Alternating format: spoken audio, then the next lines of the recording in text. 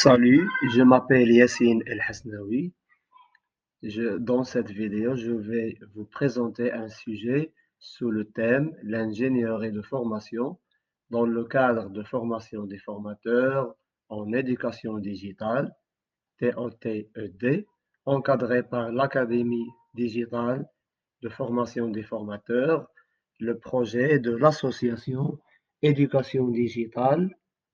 Cette formation est encadrée par Prof Myriam Jannati Idrissi, Prof Abdelkarim Labtira et Prof Karim Ouadrari.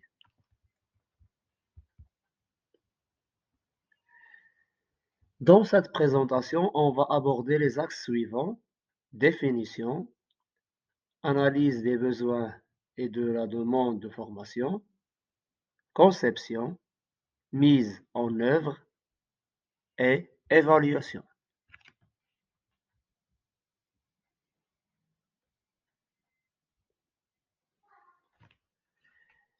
L'ingénierie de formation est une discipline qui s'intéresse à la conception, la mise en œuvre et l'évaluation de programmes de formation.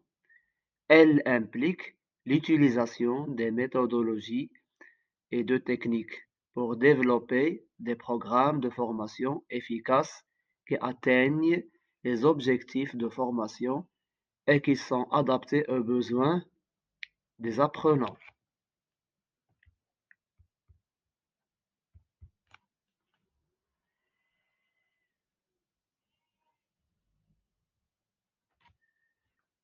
L'analyse des besoins et de la demande de formation.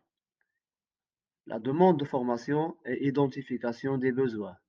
Il s'agit de tenter de minimiser ou de supprimer l'écart entre le profil souhaité et le profil actuel susceptible d'être comblé par une formation.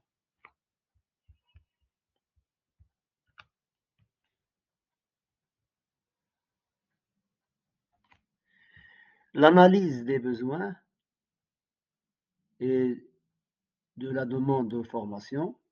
Pour l'analyse des besoins, on peut faire cette analyse à plusieurs niveaux. Au niveau de l'organisation, il s'agit d'identifier les compétences nécessaires pour atteindre les objectifs stratégiques de la formation et d'évaluer les écarts entre les compétences actuelles du public ciblé par la formation et celles requises. Au niveau individuel, il s'agit d'identifier les compétences et les connaissances nécessaires pour le développement professionnel de l'individu ou en fonction de ses faiblesses et ses forces.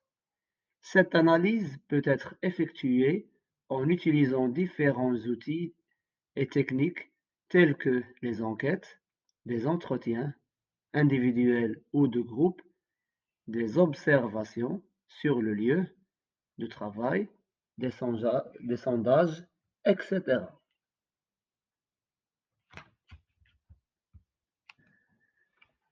Pour la conception, on va parler du plan et du dispositif. La planification consiste à établir les objectifs de la formation et à déterminer les compétences et les connaissances nécessaires pour les atteindre. Il est également important de définir les méthodes d'évaluation pour mesurer le succès de la formation. Le dispositif ou la méthodologie de formation doit être choisi en fonction des objectifs des apprenants.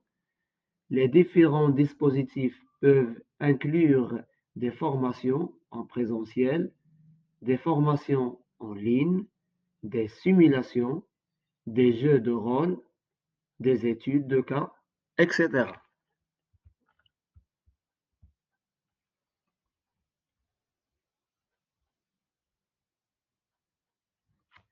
Pour les objectifs spécifiques de la formation doivent être clairement définis afin de permettre aux apprenants de comprendre ce qu'ils doivent savoir ou savoir-faire à la fin de la formation. Les objectifs peuvent être définis en termes d'objectifs d'apprentissage, de compétences à acquérir ou de comportements à adopter.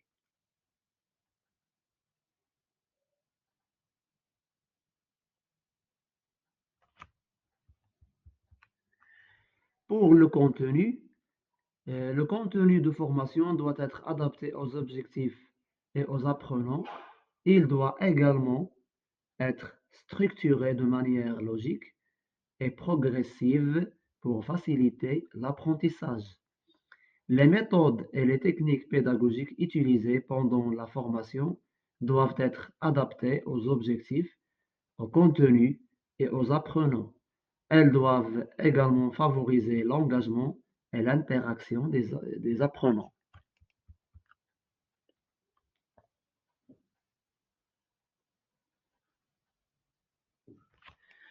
Pour la mise en œuvre, on va parler de l'application du scénario établi dans le module conçu. La mise en œuvre du scénario établi dans le module conçu peut être réalisée en fonction de quelques étapes clés. Préparation des ressources. Avant de lancer la formation, il est important de s'assurer que tous les outils nécessaires sont à disposition des apprenants, y compris les manuels, les documents de formation, l'accès à l'outil en ligne.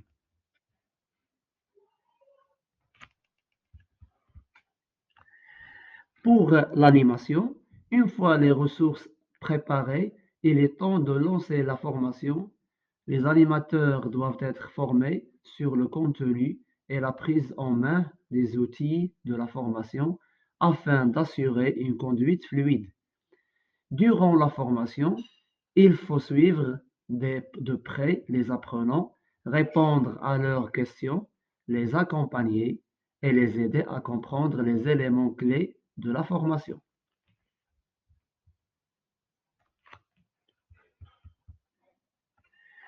Pour l'étape de l'évaluation, on va parler de la satisfaction des participants.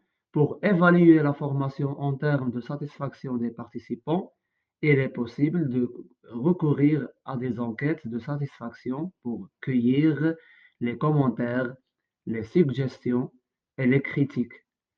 Ces enquêtes sont aussi un moyen d'identifier les points forts et les points faibles de la formation.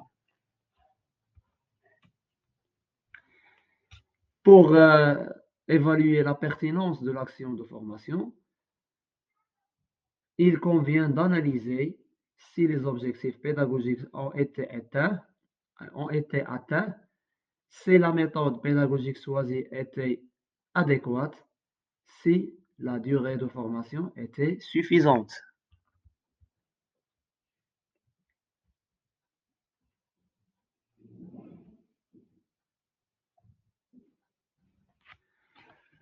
Pour l'évaluation de l'impact de la formation sur les performances des apprenants, on peut savoir l'impact de la formation sur les performances des apprenants par l'observation des changements de comportement ou d'attitude, l'analyse des résultats d'évaluation de performance ou de bilan de compétences après la formation, ou encore la mesure de l'amélioration de la productivité ou de la qualité du travail réalisé par les apprenants.